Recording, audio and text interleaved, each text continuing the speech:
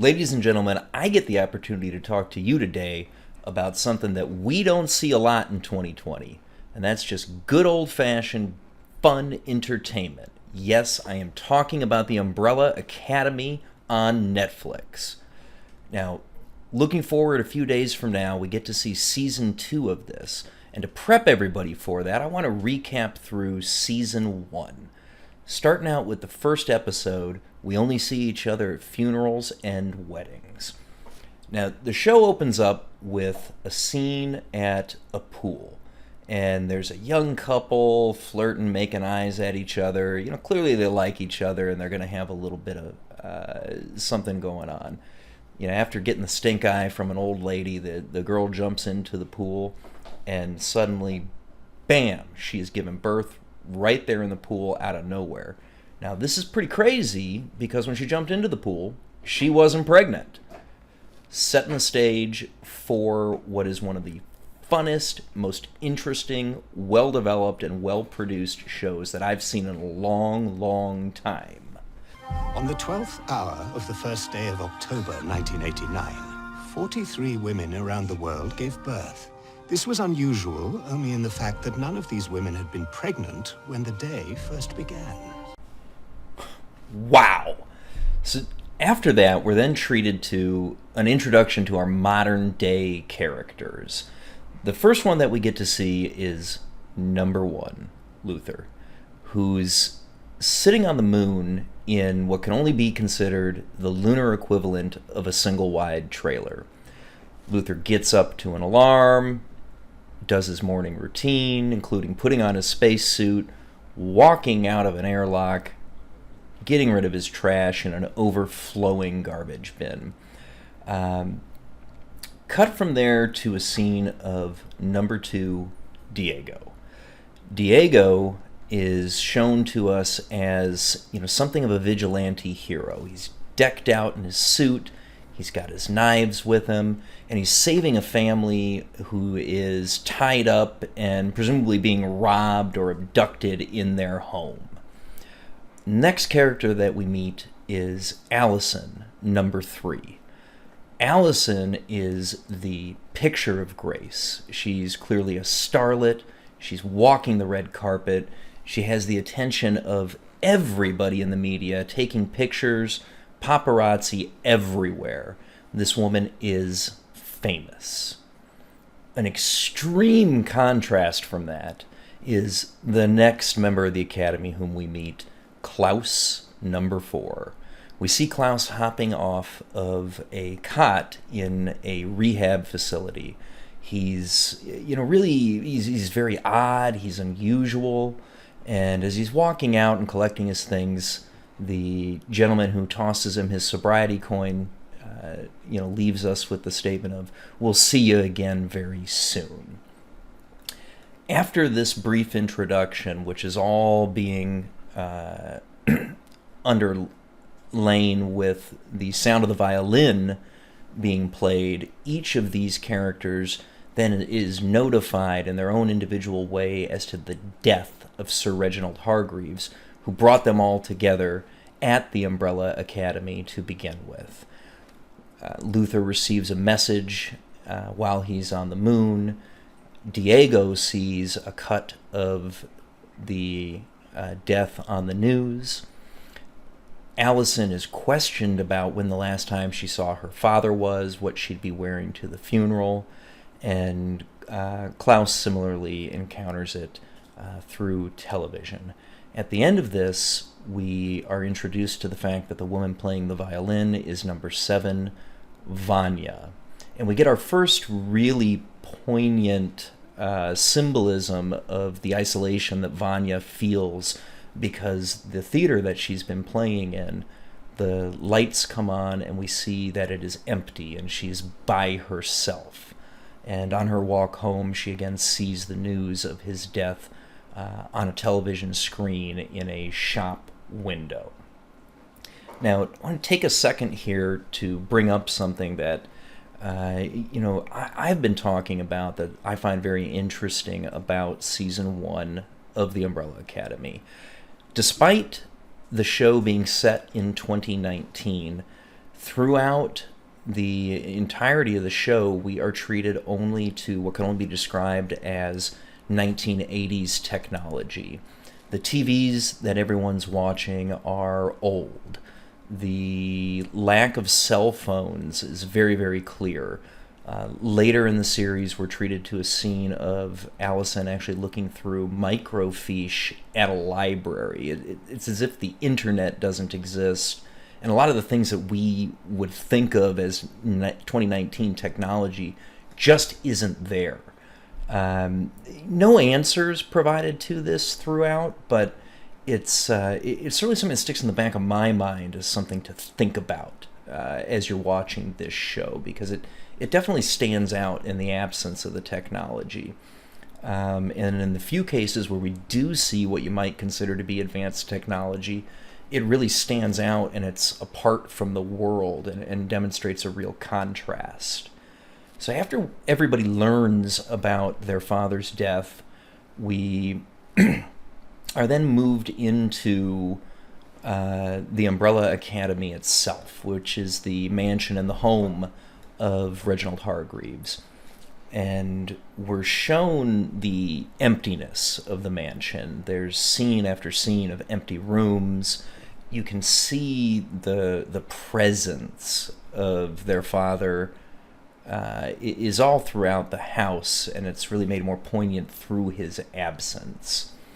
And as the grown members of the Academy all congregate there in response to his death and a reuniting of the family, we see and learn a lot about the modern day relationships of the members of the Academy. It's very clear instantly that there's a lot of hard feelings towards Vanya, yet another example of her own isolation.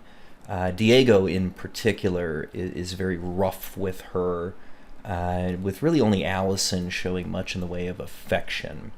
And as we enter the Academy, we're introduced to two additional characters who are part of the group in the sense that they were with Hargreaves, and that is the character of Mom and the character of Pogo. Instantly you can see that there's something off about Mom. There's something just not right, like she's not all there. And Pogo is a walking, talking chimpanzee in a suit. And he's clearly very intelligent. He's also just exudes emotion and caring and empathy. And really good rounding out of who you'd consider to be the good guys throughout the series. And we get impressions of each of their current state of mind and character and who they are during this interaction. And from there, we're going to move back to a scene 17 years ago, which is the Umbrella Academy in action as a superhero team, really very reminiscent of the X-Men in many ways. So a bank is being robbed, taken over by a bunch of criminals. They're holding up all of the customers of the bank and the employees in order to rob it. And the kids arrive, and we get the first opportunity to really see their powers, how they work, what they do, and how it is that these kids are superhuman, really. We learn that Luther is, of course, exceptionally strong when he throws a man out the window of the bank. We see Allison using her power to rumor people, where she causes them to do whatever it is that she said she heard a rumor about. Notably absent, despite being there in the fight, are Klaus's powers, which we don't really learn a lot about at this stage, although we do sort of know that he's able to speak to the dead. Diego, of course, exhibits his prowess with knives, which he can throw and make them go wherever it is that he needs them to go, including turning in midair to strike their targets.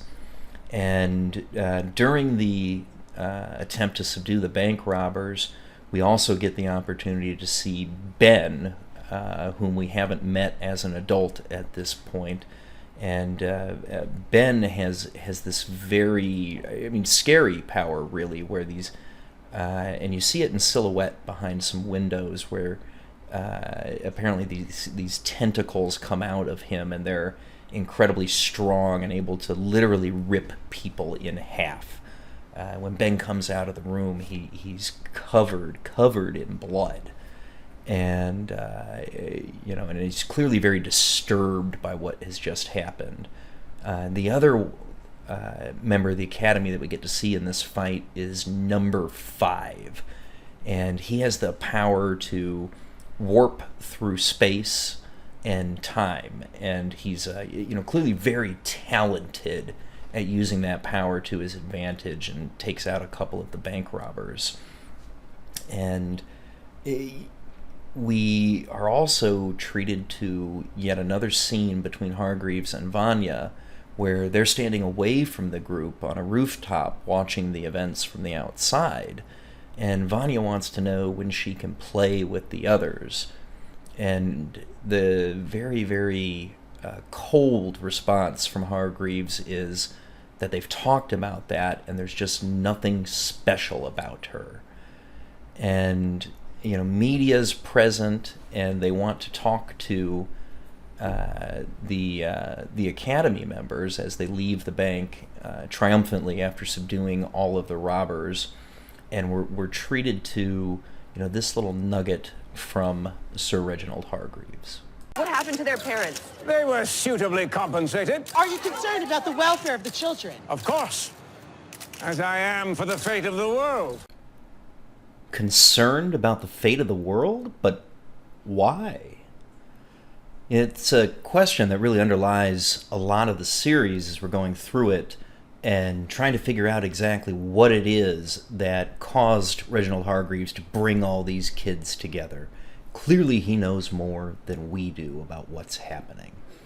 After we're watching this scene and these questions arise in us, we then get an opportunity to see the Academy again, and each of the members is really grieving in their own way for the death of their father. We see them looking at some of their childhood memories, going through the house and just reminiscing about the past, both good and bad, really. And then we come to one of the funnest scenes, certainly of this episode and really of the series all by itself. Luther is going through things and he finds some old records and he decides to put one on, and we see a scene of every member of the Academy hearing the music that comes on and beginning to dance to it in a way that really speaks to each of their personalities. You see Diego really becoming animated and honestly the best dancer of all of them. Luther, the way that he dances is reminiscent of his size and his strength. Allison, it's her grace and her poise. Klaus, it's his oddness as he's waltzing with Hargreaves' urn. And then, of course, we see Vanya and the bottom of the stairs dancing in a very basic way that, frankly, somebody like me would look like while they're dancing. Doesn't seem to be anyone around. Wait, let's watch that again. Doesn't seem to be anyone around. Of course, our fun has to be interrupted. There's what looks like lightning and all kinds of energy bursting around the house and thunder. And of course, it is now our time to be introduced to number 5, who's interrupted the party. Does anyone else see little number 5, or is that just me?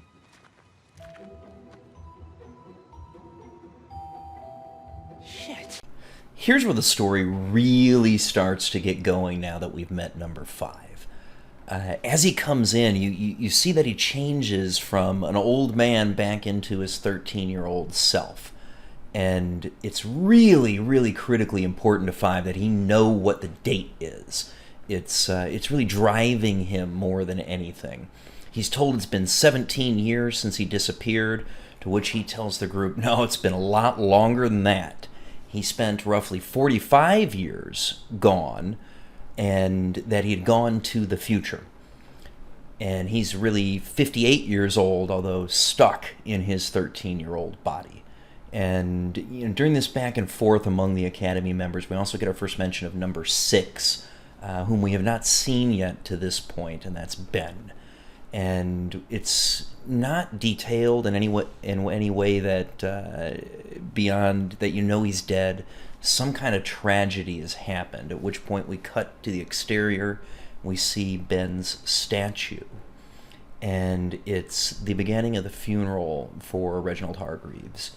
There's a little bit of a moment showing just how close to Mom that Diego really is, and as Pogo starts to talk about what Reginald meant to him as not only his master but his friend, he's interrupted by Diego, who says he deserved to die alone, just like he did. And this results in a lot of fighting among the group and comes to blows between Luther and Diego, which is, again, giving us a sense of who these people are, what's happened to them, how they feel about the past and about each other. We can accomplish anything when we accept responsibility together.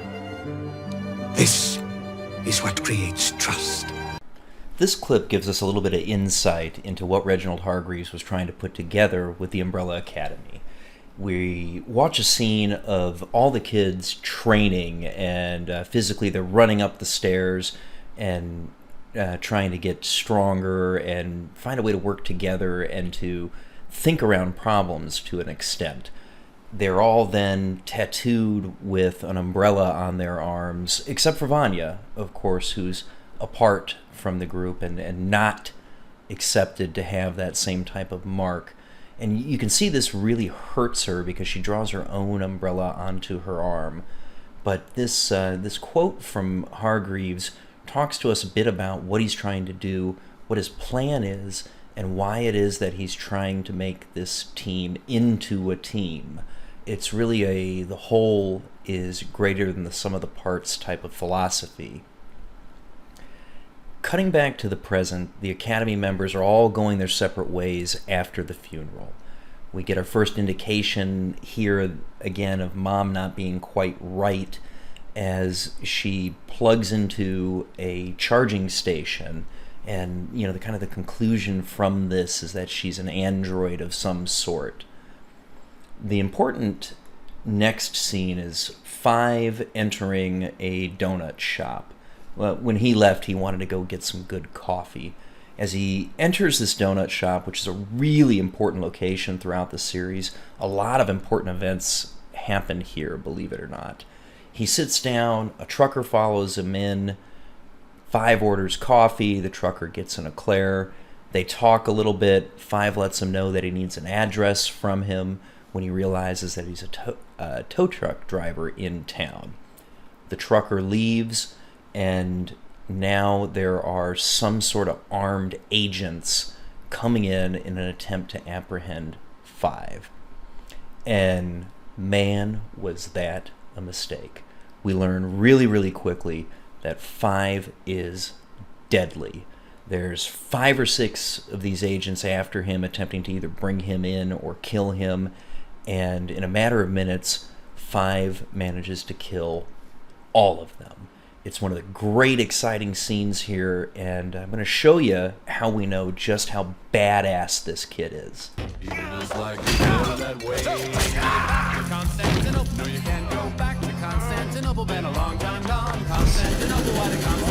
Wow, does that guy seriously kick some ass? I would not want to meet him in a dark alley. After he takes out all of these guys, Five needs to get rid of whatever it was that they used to track him. He uses their device that they had, which looks kind of like a radar handheld that's seeking out some sort of signal from something within him. He discovers it's in his arm, and he proceeds to perform surgery on himself to remove the tracking device.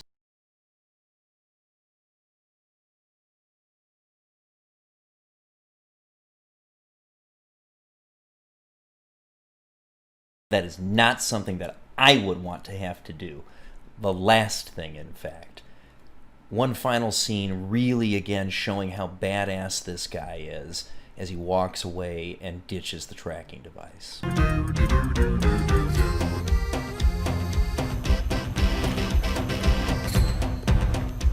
So take me back to... After that fast-paced action scene where Five is just absolutely destroying people, we transition to a much more calm waterfront with Diego discarding Hargreaves' monocle in the water, and we finally get a good glimpse into just what it is that Klaus can do. We see him in the back of the car speaking to somebody, and it's revealed that Diego cannot see this person. And as we pan around, we finally learn that this is the ghost that Klaus can speak to, and surprise, it is number 6, Ben. Well, I guess it's frozen waffles again.